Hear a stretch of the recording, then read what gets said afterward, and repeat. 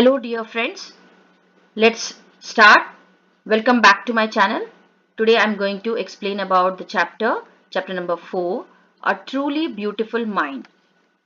This chapter is a documentary type chapter which is describing about a world famous genius, Einstein. So before we start the chapter, let's read the few opening lines of the chapter. So we shall now read about a young German civil servant who about Einstein, who took the world by storm. Means uh, because of a certain incident, all of a sudden he was known by entire world. And what was that? Let's see. About 100 years ago. So this incident is basically about 100 years ago. In the summer of 1905, the 26-year-old published in quick succession four ground-breaking papers. Means Einstein was 26 years ago old at that time, and what was the year? 1905. And after quick succession, means one after the other, four papers were released. And what was the topic? About light, the motion of particles, the electrodynamics of moving bodies, and energy. So these papers were released, and these were basically about these four topics. His work took up only a few pages in scientific journals. Although this entire paper of Einstein took only a very little space in the scientific journal, but its impact was too huge on the entire world, but changed forever our understanding of space, time, and entire cosmos. So why, although it has covered a few lines in the scientific journal, but its impact was too huge. Why?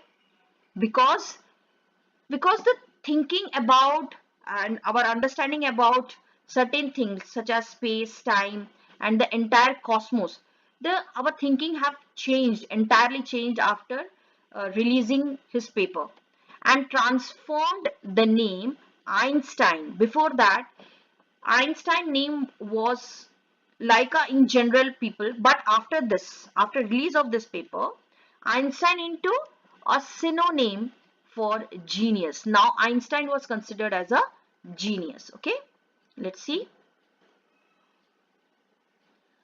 50 years after his death, Albert Einstein's genius still remains. Means till now, after his death, till today also, we remember him as a one of the genius. So let's see. Albert Einstein was born on 14th March 1879 in the German city of Ulm. So here they are telling about in 1987 he was born in the Germany, a small city of Ulm. Okay, without any indication that he was destined for greatness. Means at that time nobody could predict that he would be a genius one day.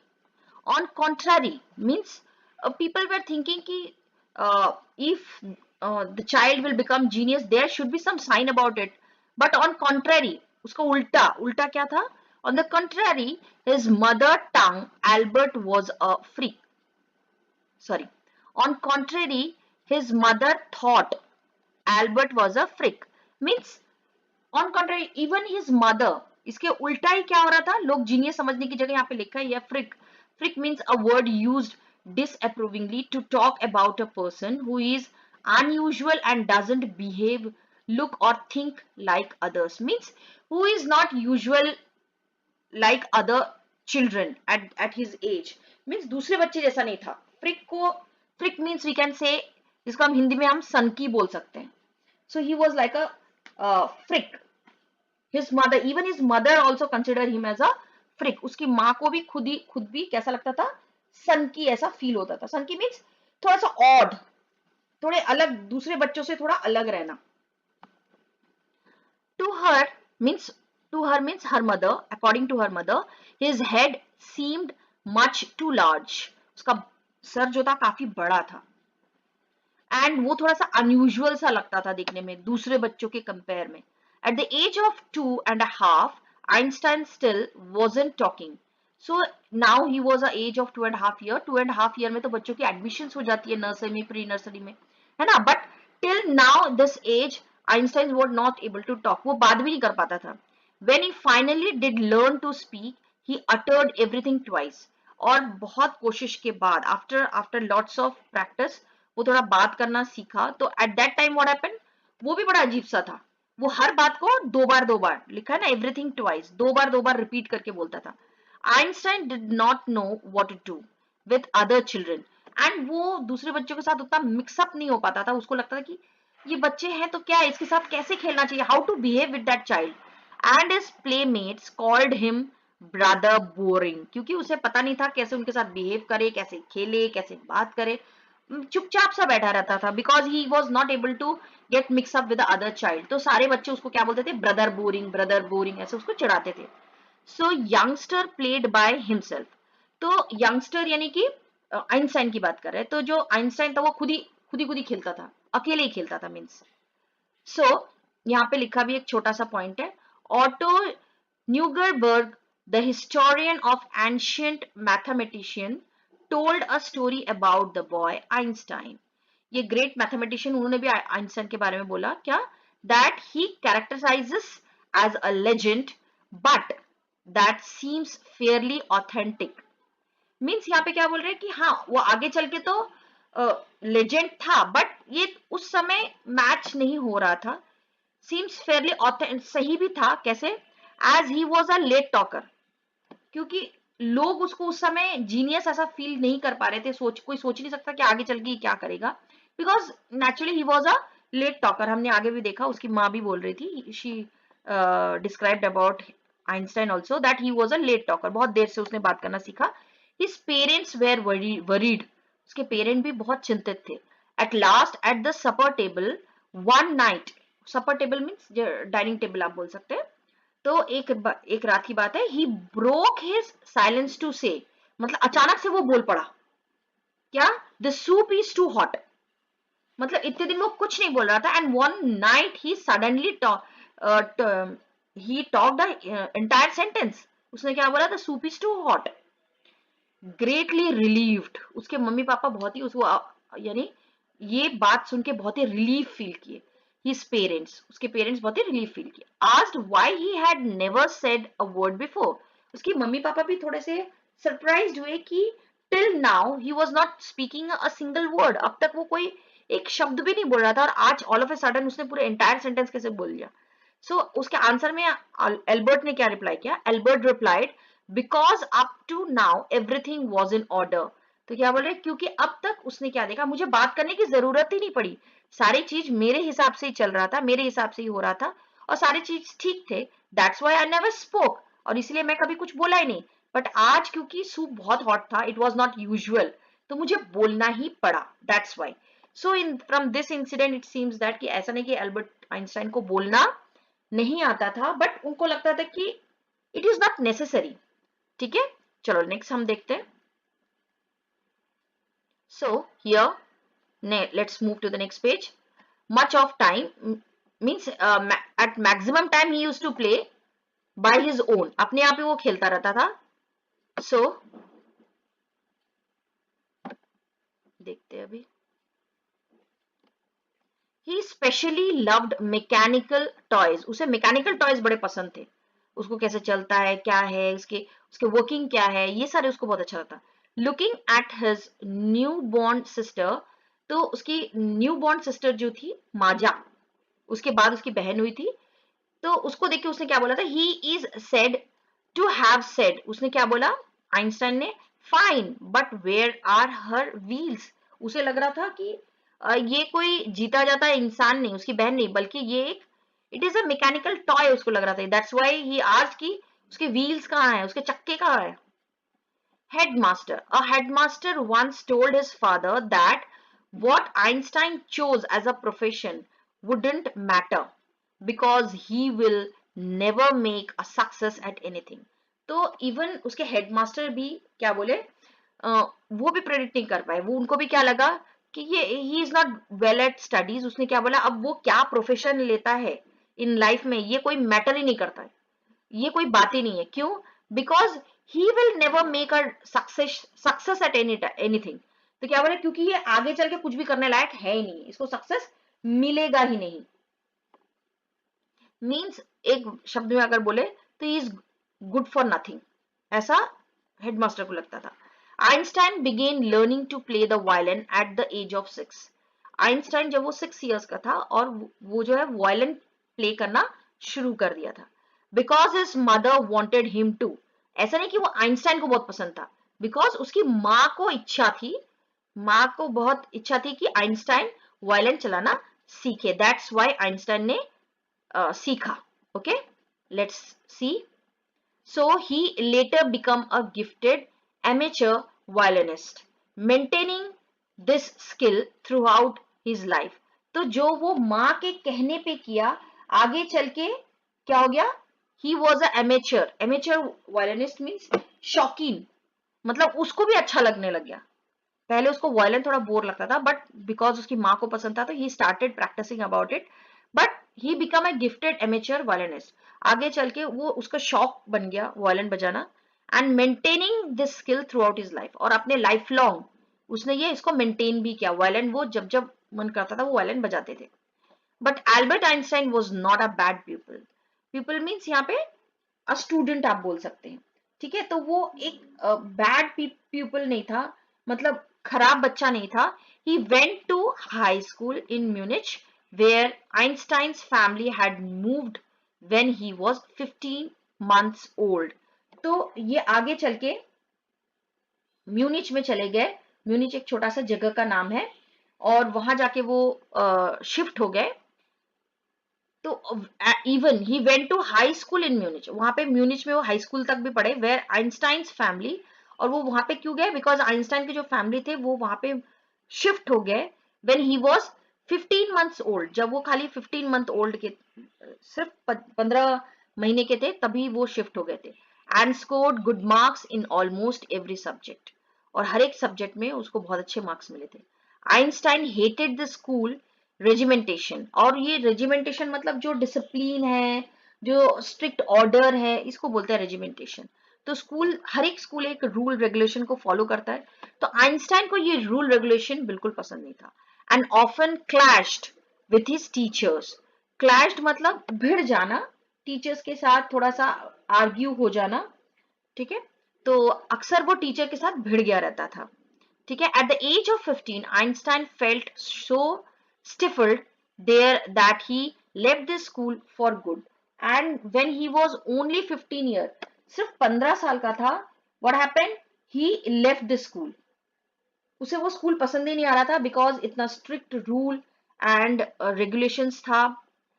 And यहाँ पे देखो आपको लिख रहा होगा स्टिफल्ड। स्टिफल्ड यानी choked, यानी खुद को किसी चीज में बहुत ज्यादा बंधा हुआ फील करना। ऐसा यानी जहां पे ऐसा आपको फील कर रहे हैं कि मुझे सांस नहीं लिया जा रहा है, एक्चुअल सांस नहीं, means you are not feeling free, ऐसा उसको लग रहा था। आइंस्टाइन फेल्ट सो स्टिफल्ड मतलब फेल्ट सो चोक्ड देयर, मतलब इतना वो स्टक खुद को फील कर रहा था देयर दैट ही लेफ्ट, और वो स्कूल फॉर गुड, मतलब उसको लगा कि for good reason I am living, मैं खुद को लिबर्टी चाहता हूँ, मुझे ऐसा जगह पसंद नहीं है जो इतनी स्ट्रिक्ट रूल हो, and that's why he left that school. So next, the previous year, Albert's parents had moved to Milan and left their son with their relative. And उसके बाद क्या हुआ, एल्बर्ट पेरेंट्स जो है वो मिलान चले गए एंड लेफ्ट, और आइंस्टाइन को अपने रिलेटिव के पास छोड़ के चले गए। So after prolonged discussion, Einstein got his wish to continue his education in German speaking. तो आफ्टर प्रोलॉन्ग्ड, प्रोलॉन्ग्ड का मतलब होता है काफी लंबा खिंच जाना, ठीक है। सो आफ्टर प्रोलॉन्ग डिस्कशन, काफी डिस्कशन के बाद Einstein got his wish. Einstein को बड़ा इच्छा था कि क्या करे, to continue his education in German speaking, Germany में वो अपना एजुकेशन ले।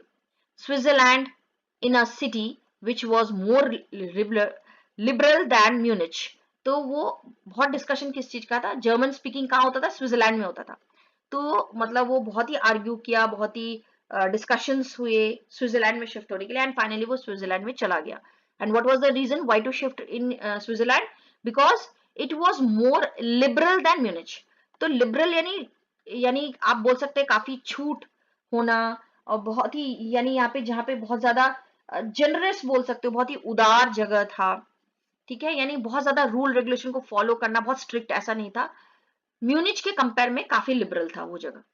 तो Einstein was highly gifted in mathematics and interested in physics. तो बेसिकली उसे दूसरे सब्जेक्ट वैसे भी पसंद नहीं थे, उसे मैथमेटिक्स और फिजिक्स बहुत पसंद था।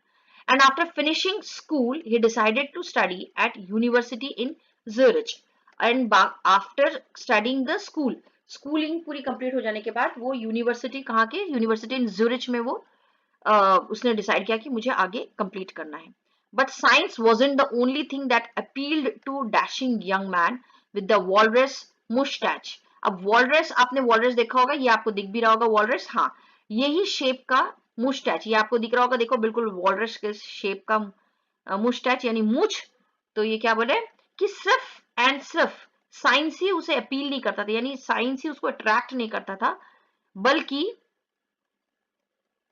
ही ऑल्सो फेल्ट साइंस यानी मैथ्स, और इसके अलावा भी उसको उसको दूसरी चीज भी उसे बहुत अट्रैक्ट करती थी। वो क्या था? He also felt a special interest in a fellow student Mileva मैरिक।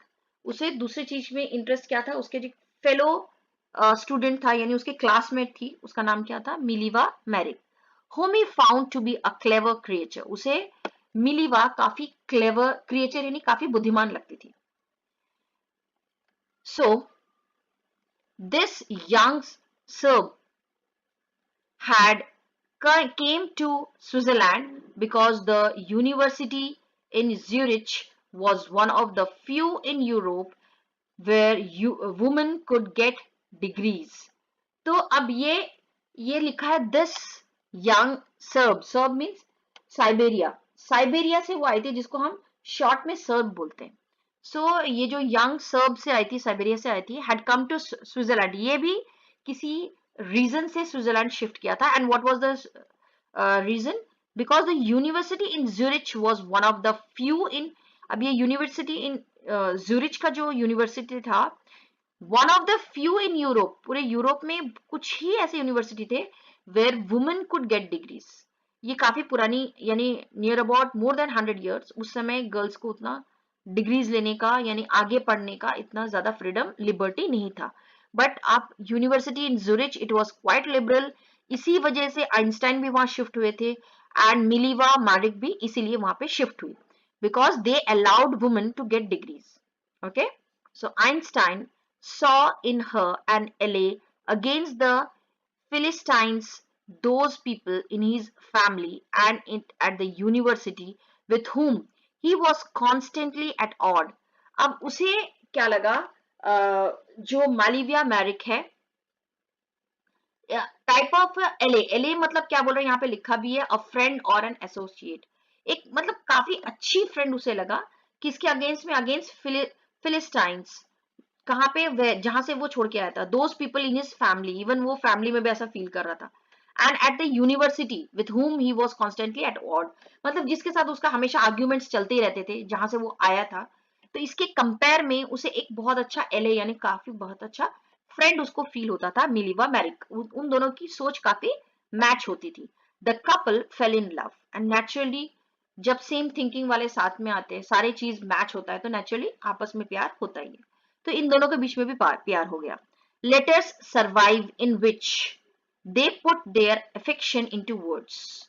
तो उन्होंने क्या किया, नेचुरली उस समय तो मोबाइल फोन फोन उतना सब होता नहीं था, सो लेटर्स का कंटिन्यूअसली करस्पॉन्डेंस चलता रहा। एंड उसके वर्ड्स भी कैसे थे? Mixing science with tenderness, science because they both where involve in science, reading science, and they both love science.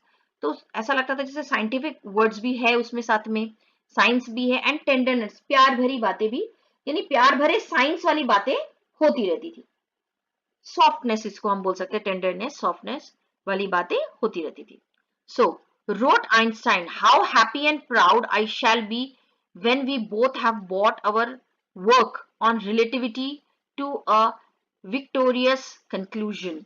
अब देखो उन्होंने आइंस्टाइन जी ने क्या लिखा मिलीविया मैरिक को, लेट मी हाईलाइट, हाँ, सो रोट आइंस्टाइन, हाउ हैप्पी, मुझे बड़ी खुशी होगी एंड प्राउड भी फील होगा, आई शैल बी, जब व्हेन वी बोथ, जब हम दोनों क्या करेंगे, साथ काम करेंगे एंड क्या करेंगे, वर्क ऑन सेम टॉपिक पे काम करेंगे on relativity to a victorious conclusion, और विक्टोरियस यानी जीत, तो कंक्लूजन भी हमारा बहुत अच्छा होगा, विक्ट्री से भरा होगा, रिजल्ट विथ विक्ट्री हम बोल सकते हैं, ठीक है। सो इन 1900 एट अ एज ऑफ 21, 1900 की बात है, when Albert Einstein was 21 years old. Albert Einstein was a university graduate, उस समय उन्होंने ग्रेजुएट अपना कंप्लीट कर लिया था, एंड अनएम्प्लॉयड, और उस समय वो अनएम्प्लॉयड भी थे, अनएम्प्लॉयड मीन्स जिनको नौकरी नहीं मिलती, and who is searching for नौकरी, for job, okay. So he worked as a teaching assistant, तो उन्हें ऐसा एम्प्लॉयमेंट नहीं था, तो उन्हें जो भी जॉब मिला, that teaching assistant, assistant teacher जिसको बोल सकते हैं, ऐसे उनको मिला job, gave private lessons and finally secured a job in 1902। तो ऐसे ऑड जॉब्स करते रहते थे, 1902 में फाइनली उनको एक अच्छी सी जॉब मिल गई, क्या था, as a technical expert in the patent office in Bern. तो बर्न में उनको एक टेक्निकल एक्सपर्ट के रूप में उन्हें एक जॉब मिल गया, कहाँ पे, पेटेंट ऑफिस में, while he was supposed to be assessing other people's invention। उस वहां पे आइंस्टाइन को क्या काम था कि उनका ये काम था कि असेस करना, एग्जामिन करना, जो भी अपने इन्वेंशंस लाते थे उनको एग्जामिन करना, उनमें जो भी ड्रॉबैक्स है या जो भी पॉजिटिव है वो चीजें फाइंड करके करना। Einstein was actually developing his own ideas in secret, और इसी बीच even Einstein was not knowing, Einstein को भी नहीं पता था कि कैसे ही विदाउट नोइंग कि उसके उनके अंदर भी एक दूसरा साइंटिस्ट जो है वो बर्थ हो रहा है, दूसरे साइंटिस्ट का। He is said to have jokingly called his desk drawer at work the bureau of theoretical physics। तो वो अपने डेस्क के जो ड्रॉर होता था उसको वो क्या बोलते थे, it is a bureau of theoretical physics, ठीक है। चलो, one of the famous paper of 1905 was Einstein's special theory of relativity, according to which 1905 में उनका फर्स्ट पेपर रिलीज हुआ, and theory of relativity release हुआ, एंड अकॉर्डिंग टू विच, जिसके हिसाब से क्या, which time and distance are not absolute. तो time and distance जो है वो बिल्कुल एक बराबर से नहीं चल सकता, एब्सोल्यूट नहीं है, इट इज नॉट कंप्लीट। वो जो है टाइम एंड डिस्टेंस जो है दोनों पूर्ण नहीं है। इंडीड टू, यहाँ पे लिखा भी एब्सोल्यूट का, measured in itself, not in relation to anything else, मतलब उनको इंडिविजुअली ही मेजर करना है, आपस में एक दूसरे के साथ किसी और के साथ करके हम मेजर नहीं कर सकते, बोथ आर एब्सोल्यूट, कंप्लीट जिसको हम बोल सकते हैं। Indeed, two perfectly accurate clocks, अब देखिए एग्जाम्पल भी उन्होंने बड़ा अच्छा दिया है। Indeed, two perfectly accurate clocks will not continue to show the same time if they come together again after a journey if one of them has been moving very fast relative to the other। Means यहाँ पे क्या बोल रहे हैं कि चाहे दो घड़ी को अगर हम दो क्लॉक ले और दोनों को अगर सही 12 o'clock में हमने दोनों क्लॉक के जो हैंड्स उसको सेट किया, एंड देन अगर उसको हमने स्टार्ट किया, दोनों की स्पीड, दोनों की एक्यूरेसी सब कुछ सेम है, सेम होने के बावजूद भी it's not necessary that every time they will show the same, कुछ सेकेंड्स का, कुछ मिनट्स का डिफरेंस होगा ही होगा। तो दैट्स वाई उन्होंने इसीलिए बोला कि distance and time they are not absolute. तो यहाँ पे आप देख सकते हैं कि डिस्टेंस सेम है, यानी पूरा क्लॉक का जो हैंड है वो उनका डिस्टेंस क्या है, एंटायर जो क्लॉक का जो सरकमफ्रेंस है वो है उसका डिस्टेंस, है ना, एंड जो टाइम वो ले रहे हैं वो भी सेम है, 1 घंटे का है, बट दोनों सेम होने के बावजूद भी उनको सेम टाइम नहीं दिखा रहे, नहीं दिखाएगा, कुछ ना कुछ उसमें चेंजेस रहेगा ही, इवन सेकेंड्स का भी अगर हो तो भी डिफरेंस दिखाएगा। Okay, so I hope you have understood what is the theory of relativity. So from this followed the world's most famous formula which describes the relationship between mass and energy. यही चीज the theory of relativity जब release हुआ, इससे काफी और भी formulas discover हुए and उसके बाद रिलेशनशिप फॉर्मूला किसके बीच में relationship, the mass and energy, एक नया डिस्कवरी हुआ and what was that, E is equal to M C square. आप साइंस में भी करते होगे, साइंस फिजिक्स में करते होगे आप, E is equal to M C square. E क्या है, E स्टैंड्स फॉर एनर्जी, यहाँ पे E आपको दिख रहा होगा, E is energy, M for mass, ये जो है M for mass and C जो है, C क्या है, इट इज वेलोसिटी यानी कि speed of light in a vacuum, और उसका उन्होंने वैल्यू भी दिया है. ठीक है, लेट्स सी. सो वो बहुत बड़े अच्छे से उन्होंने एक्सप्लेन किया. When you sit with a nice girl for 2 hours it seems like 2 minutes. यहाँ पे अगर गर्ल की जगह कुछ और भी अगर एग्जाम्पल लेते हैं कि कोई इंटरेस्टिंग सा अगर आप मूवी देखते हैं जो आपको बहुत पसंद है, बहुत पसंद आया, तो आपको पता नहीं चलता कि टाइम कैसे बीत गया. And when you sit on a hot stove, देखो बड़ा ही कंट्रारी एग्जाम्पल दिया है यहाँ पे. अगर हॉट स्टोव के ऊपर, जलता हुआ आग के ऊपर अगर आप बैठ गए for 2 minutes it seems like 2 hours. किसी ने आपको अगर चैलेंज दिया कि 2 मिनट बैठ के दिखाओ आग के ऊपर, तो वो 2 मिनट, केवल 2 मिनट आपको 2 घंटे से भी ज्यादा लगेगा. That's relativity. ये एल्बर्ट आइंस्टाइन ने बड़े अच्छे से एक्सप्लेन किया. So let's see.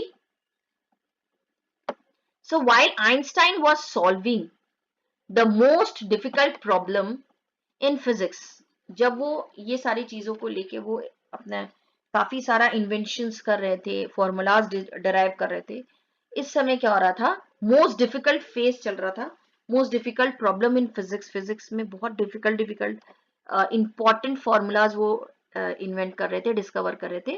His private life was unrevealing, means उनका जो प्राइवेट लाइफ था, यानी जो साइंटिस्ट थे बट उनका खुद का भी एक लाइफ था, it was unrevealing. Unrevealing means starting to fail, यहाँ पे दिया हुआ भी है.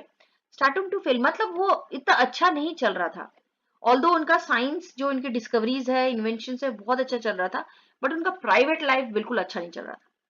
It was failing. He was absolutely failing. So Albert had wanted to marry Milivia right after finishing his studies. अब एल्बर्ट चाह रहे थे कि वो मिलीविया से शादी करे आफ्टर कंप्लीटिंग हिज स्टडीज, पढ़ाई खत्म करने के बाद. But his mother was against it. माँ बिल्कुल अगेंस्ट में थी कि मिलीविया से शादी नहीं करना है. क्यों, अब उनका रीजन भी हम जान लेते हैं. She thought Mileva who was 3 years older had her son was too old for him. अब मिलीविया जो थी, मिलीविया मालवा जो थी, वो एल्बर्ट आइंस्टाइन से 3 years बड़ी थी, एल्डर थी. बट उनकी माँ को लगता था नहीं नहीं ये काफी बड़ी है, यानी काफी उनके लिए 3 years भी काफी बड़ा लगता था. शी वॉज ऑल्सो, एंड ये जो एक पिट्रियाकल सोसाइटी आप सोच सकते हैं, थिंकिंग है लोगों का, काफी साल से ऐसे थिंकिंग है कि लड़की हमेशा छोटी होनी चाहिए और लड़का हमेशा बड़ा ही होना चाहिए. तो सेम थिंकिंग में उसकी माँ भी चल रही थी कि 3 साल बड़ी यानी काफी बड़ी है, यानी ये आइंस्टाइन लड़के से काफी बड़ी है, तो ये मिसमैच हो रहा है, उसकी माँ को लग रहा था. She was also bothered by Mileva's intelligence. अब मिलीविया जो थी काफी इंटेलिजेंट थी, इसलिए तो आइंस्टाइन को पसंद करते थे. तो लेकिन बट उसकी माँ को लगता था कि शायद ये मेरे बेटे से भी ज्यादा इंटेलिजेंट है, तो ये शायद ओवर शैडो कर देगी मेरे बेटे को, यानी इसको डोमिनेट कर देगी, ये ज्यादा इंटेलिजेंट है. She is a book like you. तो उसकी माँ क्या बोलती थी, she is a book like you, मतलब ऐसा लगता था कि आइंस्टाइन को ही अगर पेपर्स में उतार दिया जाए तो she is that, means copy बोल सकते. His mother said Einstein put the wedding of. अब इसकी वजह से उनको अपना वेडिंग ऑफ करना पड़ा, यानी कैंसल, यानी मन में जो प्लान था वो कैंसिल करना पड़ा. द पेयर, बट ये खत्म नहीं हुआ. The pair finally married in January 1903. 1903 में सारे ऑड सिचुएशंस के बाद भी आइंस्टाइन और मिलीविया मेरविन ने शादी कर लिया, मैरी कर लिया, एंड हैड 2 sons, और दोनों के 2 बच्चे हुए, 2 बेटे हुए. But a few years later, काफी साल के बाद, कुछ साल के बाद, द मैरिज फ्लैटर्ड, मैरिज चलाने, बिकेम वीक, यहाँ पे लिखा ही हुआ है फ्लैटर्ड मतलब बिकेम वीक, चलाने, फेल हो गया. मिलीविया meanwhile was losing her intellectual ambition and becoming an unhappy housewife. Naturally होगा, आप मिलीविया की तरफ से भी सोचिए, because she was, अभी देखो उसकी माँ भी बोल रही है ना that she is like a copy of Einstein यहाँ पे बोला ही था बुक लाइक यू, है ना। तो मतलब she was also equally intelligent as Einstein, Einstein के जैसे ही इतने इंटेलिजेंट था। आइंस्टाइन तो कितने सारे डिस्कवरीज कर रहे थे, कितने इक्वेशंस को बना रहे थे, न्यू न्यू इक्वेशंस को इन्वेंट कर रहे थे। बट ये क्या कर रही थी, मिलीविया क्या कर रही थी, she was equally intelligent, she had the equal potential, उनके पास सेम पोटेंशियल था, बट वो एक घर में बंद कर रह गई थी। तो नेचुरली इतनी एम्बिशियस और इतनी टैलेंटेड अगर कोई है तो नेचुरली वो क्या होगी, घर में बैठे बैठे वो भी अनहैप्पी हो जाएगी, बच्चों को संभालना, घर के काम करना। तो शी वॉज बिकमिंग लाइक बहुत ही उसके लिए मोनोटोनस वर्क हो जा रहा था, अनहैप्पी हो गई थी। After years of constant fighting, naturally जब हम किसी अनहैप्पी रहते हैं तो नेचुरली हमारा मन वहां पे नहीं लगता है, एंड दोनों के बीच में अच्छा नहीं चल रहा था, तो कांस्टेंट फाइटिंग हो रही थी, दोनों के बीच में लड़ाई काफी चल रही थी। द कपल फाइनली डिवोर्स्ड इन 1919। तो 1919 में फाइनली उन्होंने डिवोर्स कर दिया, ले लिया। Einstein married his cousin Elsa the same year, और सेम ईयर में डिवोर्स के बाद आइंस्टाइन ने अपनी कजन एलिसा से शादी कर ली। So Einstein's new personal chapter coincided with his rise to world fame. तो ऐसा उनकी शादी के बाद जो उनका जो पर्सनल चैप्टर यानी उनका जो पर्सनल लाइफ भी है वो बिल्कुल कोइंसिडेंट हो रहा था, यानी मैच हो रहा था जिस तरीके से उनका वर्ल्ड फेम आगे बढ़ रहा था, वर्ल्ड में उनका नाम रुतबा आगे बढ़ रहा था, तो उनका पर्सनल लाइफ भी उतने ही अच्छे से आगे बढ़ रहा था, मैच हो रहा था। इन 1915, तो कोइंसिडेंट मतलब कि मैच होना। इन 1915 he had published his journal theory of relativity. 1950 में एक और पेपर रिलीज हुआ, general theory of relativity, which provided a new interpretation of gravity, जिन्होंने एक ग्रेविटी के बारे में एक अलग ही सोच को प्रेजेंट किया। An eclipse of the sun in 1919 brought proof that it was accurate. और 1919 में जो eclipse हुआ, जो ग्रहण लगा, ग्रहण हुआ, हर साल ग्रहण होता है सूर्य ग्रहण, तो सूर्य ग्रहण का जो हुआ सन, जो इक्लिप्स हुआ, इक्लिप्स ऑफ सन, ये इसने प्रूव कर दिया कि जो आइंस्टाइन ने अपनी थियरी रखी थी, जनरल थियरी ऑफ रिलेटिविटी, बिल्कुल एक्यूरेट था, बिल्कुल सही था। Einstein had correctly calculated in advance the extent to which the light from the fixed star would be deflected through the sun's gravitational field. इस पेपर में उन्होंने क्या किया था, डिफ्लेक्टेड का देखो यहाँ पे लिखा है, change direction because it hit something. तो डिफ्लेक्ट होना, रिफ्लेक्ट होना, सीधा किसी पे टकरा के सीधा लाइन पे जाना, डिफ्लेक्ट यानी कि चेंज हो जाना, उसका डायरेक्शन ही चेंज हो जाना। तो आइंस्टाइन ने इस पेपर में बिल्कुल करेक्टली कैलकुलेट किया था कि इन एडवांस, यानी जब इक्लिप्स आया भी नहीं था तब उन्होंने कैलकुलेट किया था कि कितना एंगल से वो डिफ्लेक्ट होगा, कैसे, through the sun's gravitational field, sun के जो ग्रेविटेशनल फील्ड से वो कैसे डिफ्लेक्ट होगा, everything it was mention in that paper, और वो बिल्कुल सही भी साबित हुआ। So the newspapers proclaimed his work as a scientific revolution. तो न्यूज़पेपर उस समय फ्लड ऑफ न्यूज़पेपर, सारे लोग, सारे न्यूज़पेपर ने उनकी जो थियरी है about the gravitation, interpretation of gravitation, ये बिल्कुल उसको कवर किया। एंड इस इरा को उन्होंने क्या बोला, इस टाइम को क्या बोला, साइंटिफिक रिवोल्यूशन हुआ है करके। Einstein received the Nobel prize for physics, और इतनी बड़ी खोज के वजह से आइंस्टाइन को नोबेल प्राइज मिला, किसमें, फिजिक्स में। इन 1921 में आप याद रखेंगे नोबेल प्राइज मिला आइंस्टाइन को। He was showered with honors and invitations from all over the world. तो he was showered यानी ऐसा बिस्टो हुआ, ऐसा लग रहा है कि यानी उनके ऊपर जैसे बरसात होना, showered यानी बरसात होना, किसका, ऑनर्स, सम्मान का, इनविटेशन, जगह जगह से उनको इनविटेशंस मिल रहे थे सारे वर्ल्ड में से। And loaded the press, loaded by the press, loaded यानी उनकी तारीफ करना, प्रेज इन वर्ड्स बोल सकते हैं, तारीफ करना, प्रेस ने उनकी खूब तारीफ की।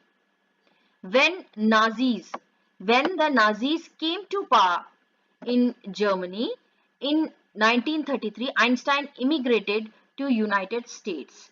तो 1933 में जब नाजी जो है पावर में आए, जब वो सरकार बनाए, यहाँ पे लिखा है इमिग्रेटेड, इमिग्रेटेड मतलब वहां जाके वो बस गए, लिखा है ना, Einstein immigrated to United States, United State में जाके वो बस गए। Immigrated means to leave one country and settle in some other country, इसको हम बोलते हैं immigrated. Okay, so 5 years later, वहां बसने के बाद 5 साल के बाद, the discovery of nuclear fission in Berlin had American physicist in an अप्रोर. तो 5 साल के बाद क्या हुआ, उस समय न्यूक्लियर फिशन, आप साइंस में पढ़ते होगे न्यूक्लियर फिशन के बारे में. It is type of a chain reaction. कहाँ पे ये हो रहा था, in Berlin. Had American physicist, जो अमेरिकन फिजिसिस्ट थे, इन एन अप्रोर, यानी काफी उसके उसके बारे में काफी चर्चाएं होने लगी. Many of them had fled from fascism just as Einstein had. Fascism से जैसे आइंस्टाइन भाग के आए थे, वैसे बड़े बड़े साइंटिस्ट फिजिसिस्ट भी जो थे अमेरिकन फिजिसिस्ट, वो सब भाग के जा रहे थे. And now they were afraid the Nazi could build and use N atomic bomb. आपने जर्मनी के बारे में पढ़ा होगा अपनी सोशल स्टडीज की बुक में.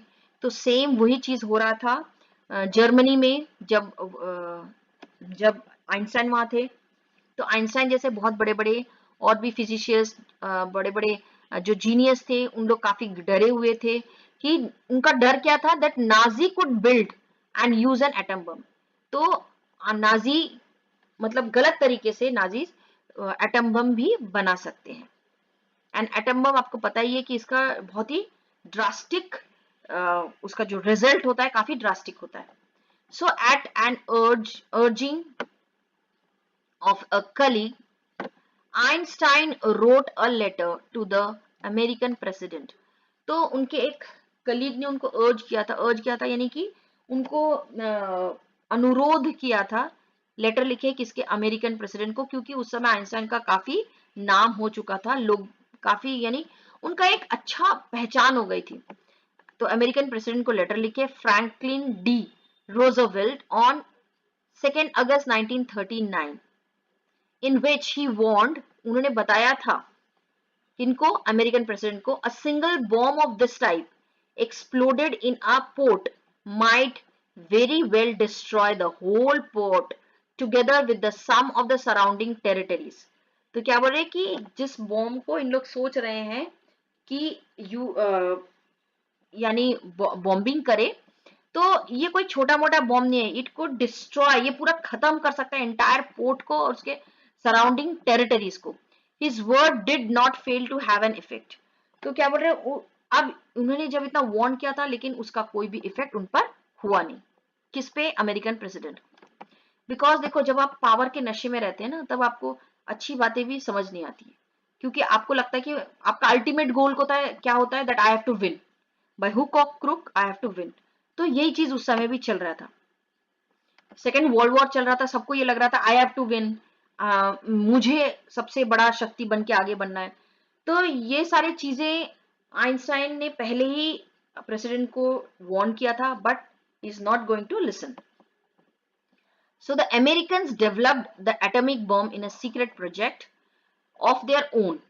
तो नेचुरली प्रेसिडेंट को लग गया कि अब ये तो मना कर रहे करके, क्योंकि बड़े बड़े फिजिसिस्ट को दिया गया था करने के लिए, बट उन्होंने मना कर दिया. तो अमेरिकन जो है वो पीछे नहीं हटे, वो सीक्रेटली बॉम्ब डेवलप किए, एटॉमिक बॉम्ब डेवलप किए, and dropped it on the Japanese city of Hiroshima and Nagasaki. आपको स्क्रीन में भी दिख रहा होगा कि किस तरीके से उसका बॉम्ब का कितना बड़ा इम्पैक्ट हुआ, एटम बॉम्ब का इम्पैक्ट कितना हुआ. हिरोशिमा एंड नागासाकी, ये जो दो अलग अलग शहर है जापान के, ये पूरी तरीके से खत्म हो गया था.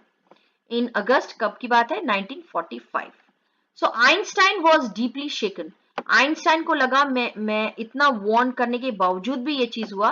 तो आइंस्टाइन को खुद लगा कि दैट आई हैव फेल्ड. उनको लगा कि that I have failed as a scientist, कि मैं जो है रोक नहीं सका. तो Einstein was deeply shaken by the extent of the destruction. Even Einstein ने जितना बताया था उससे काफी ज्यादा डिस्ट्रक्शन हुआ था. तो ये इससे आइंस्टाइन खुद भी शॉक भी थे और बहुत ही दुखी भी थे. So this time he wrote a public missive.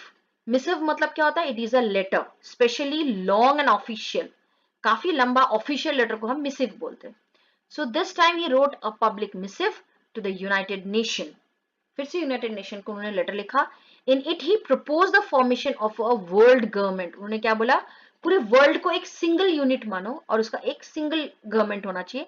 Unlike the letter to the Roosevelt, this one made no impact. And same वही हुआ जैसे रोजवेल्ट को लेटर उन्होंने लिखा था पहले से कि ये बॉम्बिंग नहीं होना चाहिए, बट स्टिल बॉम्बिंग हुआ.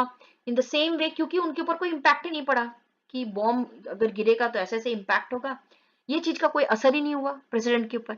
इन द सेम वे अभी भी उन्होंने जब लेटर लिखा, फिर वो भी लेटर रूजवेल्ट के ऊपर कोई असर नहीं हुआ. But over the next decade Einstein got ever more involve in politics. तो अब आइंस्टाइन को लगने लगा that if I want to change the world I have to be in politics.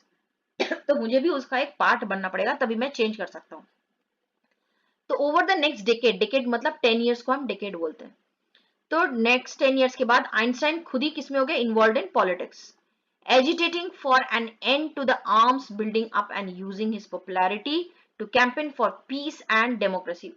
इस टाइम तक आइंस्टाइन जो है काफी ज्यादा पॉपुलर हो चुके थे लोगों के बीच में. तो उनकी ये पॉपुलैरिटी को एक मीन्स बना के पूरे वर्ल्ड को एक मैसेज देना चाह रहे थे that we should stop arm building. अभी जितना लोग इतना ज्यादा बॉम्बिंग कर रहे हैं, इतना ज्यादा एक दूसरे पर अटैक कर रहे हैं, ये चीज हमें बंद होना चाहिए. एंड एजिटेटिंग, यहाँ पे देखो लिख रहा होगा, yes, agitating in politics, agitating for an end. तो एजिटेटिंग का मीनिंग होता है स्टार्टिंग अ मूवमेंट, या आप बोल सकते हैं हिंदी में अगर बोले तो आंदोलन करना. आंदोलन किए थे किस चीज के लिए, to end to the arms buildup.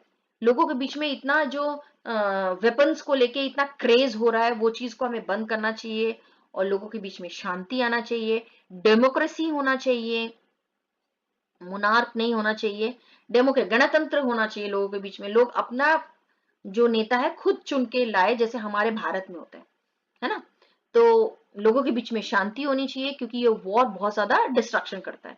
So when Einstein died in 1955, ultimately 1955 में आइंस्टाइन की डेथ हो जाती है at the age of 76. At that time he was 76. He was celebrated as a visionary and world citizen as much as a scientific genius. जबकि वो scientific genius थे, but at 1955 जब उनकी डेथ हुई, he was celebrated, यानी उनको याद किया जाता है कैसे, as a visionary, मतलब जिनकी बहुत दूर तक नजर है. तो उनकी आप हर बार उन्होंने प्रूव किया है ना कि बहुत दूर तक नजर थी. जब एटॉमिक बॉम्बिंग हुआ नहीं था तभी उन्होंने इतना पीस लाने की कोशिश किया था कि बॉम्बिंग ना हो, बट स्टिल हुआ, वो उनके कंट्रोल में नहीं था. बट उन्होंने खुद बहुत कोशिश किया था कि बॉम्बिंग ना हो. ठीक है, साथ साथ में आगे चल के भी उन्होंने इस चीज के ऊपर जोर दिया कि लोगों के बीच में पीस होना चाहिए एंड इतना जो आर्म्स बिल्डअप हो रहा है ये चीज बिल्कुल नहीं होना चाहिए. तो इसीलिए भी हम बोल सकते हैं कि एक पीस लविंग पॉलिटिशियन हम बोल सकते हैं, विजनरी वर्ल्ड सिटीजन बोल सकते हैं, in much as a scientific, यानी उनके जो साइंटिफिक इतने सारे, he was a scientific genius है ना. तो इससे भी ज्यादा उनका किस चीज के रूप में वो उभर के आए, वो as a visionary and world citizen. Dear children, I hope you have understood the content which I have taught. I hope you have liked also, you have understood the chapter. In the next video, I will discuss about all the question answers and grammatical part. Then do share with your friends and subscribe my channel. Till then, bye to all.